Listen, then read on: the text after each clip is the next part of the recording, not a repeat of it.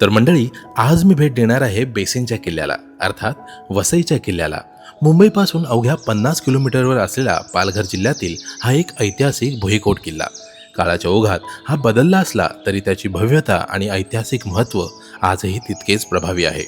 14व्या शतकात भंडारी भेंगाळे नावाच्या सरदाराने हा किल्ला बांधला. मग 15व्या शतकात हा किल्ला गुजरातचा सुलतान बहादूर शहाच्या ताब्यात गेला.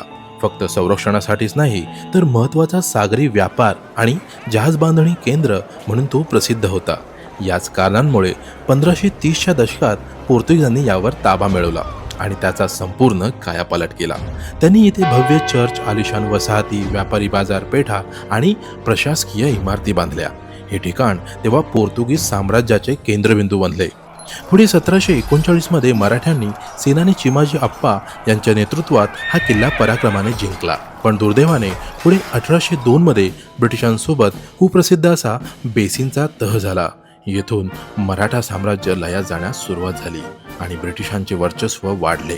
तब्बल 110 एकर परिसर व्यापलेला हा भक्कम किल्ला, 4.5 किलोमीटर लांब, तसेच 30-35 फूट उंच तटबंदी आणि 10 भव्य बुरुज जे आजही इतिहासाची साक्ष देत आहेत. कालांतराने निसर्गाने देखील या किल्ल्यावर आपला हक्क प्रस्थापित केला. जुन्या भिंतींवर वाढलेले महाकाय वृक्ष आणि दगडांना वेढणाऱ्या वेली या वास्तूला अद्भुत गूढता देतात. एकेकाळी रणसंग्रामाने गजबजलेला हा किल्ला आता शांततेच्या कुशीत विसावला आहे.